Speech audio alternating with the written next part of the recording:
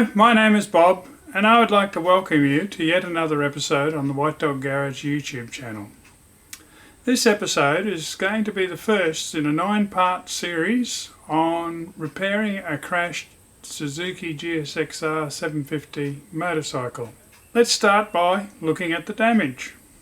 Both the rider and the bike suffered damage in the crash, but parts delivery in the middle of the COVID-19 pandemic meant the rider was repaired long before the bike was. From a distance the damage does not look too bad, but wait till we look closer.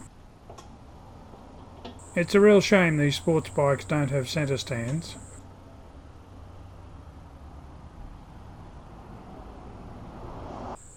Most of the damage is on the left side, a few gouges in the tail section, a tear in the seat. The left-hand side lower fairing panel has suffered the brunt of the body damage with deep gouges and a split along the top. The alternator generator cover is worn away at the bottom. The left-hand side bar end weight and clutch lever are damaged as well. The left-hand side mirror has broken off at the mount. The headlight cowling is cracked and abraded. The left-hand side front indicator is also broken. The right-hand side lower fairing panel is also scratched.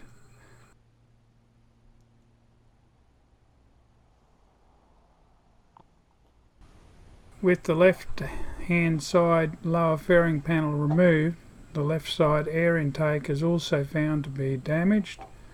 Off camera, the airbox was inspected to make sure that no fragments had made it through to the air cleaner. The fate of the alternator is yet to be determined, but will be the highest priority in case additional parts need to be ordered.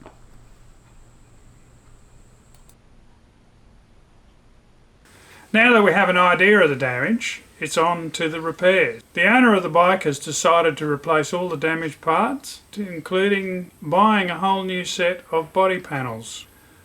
Almost all of the replacement parts will be aftermarket or patent parts, which the fitting of can be challenging in their own right. I've captured a lot of video, over 300 media files, and I've got to tell you this is the biggest video editing job I've done for the YouTube channel so far. Consequently, rather than have one big video, I've split the entire job into 9 parts. Partly to make it bearable, both for you the viewer and for me, but also to make it more useful, I think. This means that viewers that are only interested in a particular part, say the replacement of the front mudguard, will be able to just look at that particular video rather than skipping through more than an hour of video relating to the repair of the entire crash damage. Now, the remaining 8 parts are not going up one after another. Bear with me, they'll go up in a sequential order over a number of weeks. So if you've arrived early and you've just seen part 1 and you can't find part 2, well, it's coming. So the best way to catch the next part is to subscribe to the channel, and while you're there, ding the bell so that you get a notification from YouTube when the next part loads. Thank you, and I look forward to talking to you on the next episode.